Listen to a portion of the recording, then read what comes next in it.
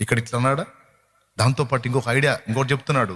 దేవుడు నమ్మదగిన వాడు, సహింపగలిగినంతకంటే ఎక్కువగా మిమ్మల్ని శోధింపబడనీయుడు. అంతేకాదు, ఒక ఆఫర్ మనకి, సహింపగలుగుటకు ఆయన శోధనతో పాటు తప్పించుకున్న మార్గమును కూడా కలుగజేయును. ఏం టెన్షన్ పడొద్దు. శ్రమలోకి నెట్టిన దేవుడే దాని నుంచి బయటపడటానికి దారి సిద్ధం చేసి పెడతాడు. ఆయన నమ్మదగిన వాడు. ఎంత నీటికి చెప్తున్నాడో చూడు.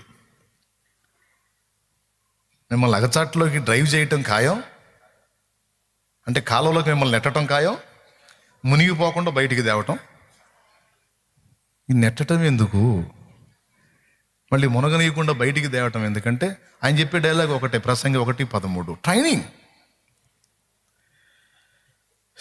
ఏం ట్రైనింగో ఏమన్నా. సరే ఈ ఒక్క మాటతో వదిలిపెట్టాడా? మళ్ళీ దీనికి సపోర్ట్గా ఇంకో చోట అంటాడు. పేతురు రాసిన మొదటి పత్రిక 1వ అధ్యాయము 6-7 వచనాల్లో అంటాడు, అవసరం అంటాడు. చూడు, ఇందువలన మీరు మిక్కిలి రాసిన మొదటి పత్రిక 1వ అధ్యాయము 6వ వచనం చూడన్నాను. ఇందువలన మీరు మిక్కిలి ఆనందించుచున్నారు గాని అవసరమును బట్టి నానా విధములైన శోధనల చేత ప్రస్తుతమున కొంచెము కాలము మీకు దుఃఖము కలుగుచున్నది. అవసరమును బట్టి నానావిధ శోధనలు. అక్కడేమో ట్రైనింగ్ అంటాడు, ఇక్కడేమో సహింపగలిగినంతే అంటాడు. మళ్ళీ ఇటు వచ్చి అవసరం. అందుకే నేనేం చేశానంటే మళ్ళీ మర్చిపోకుండా పరిశుద్ధాత్మ ట్రైన్లో పాట రాసుకున్నా.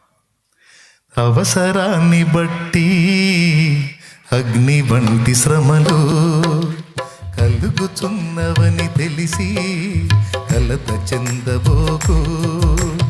అవసరాన్ని బట్టి అగ్ని వంటి శ్రమలు కలుగుచున్నవని తెలిసి కలత చెందబోకు.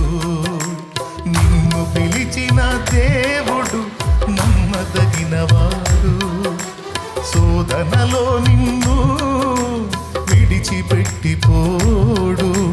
కంటి పాపల తోడుండి నిన్ను కాచుకుంటాడు, కన్న తండ్రిలా తోడుండి నిన్ను ఆదుకుంటాడు.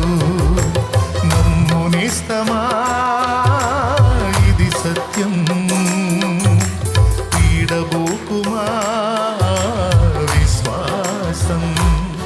నీ ఆశ నిరాశ కానే కాదు, వేదన ఎందుకు, నీ కన్నీరు కలకాలముండదు, కలతే చెందకు.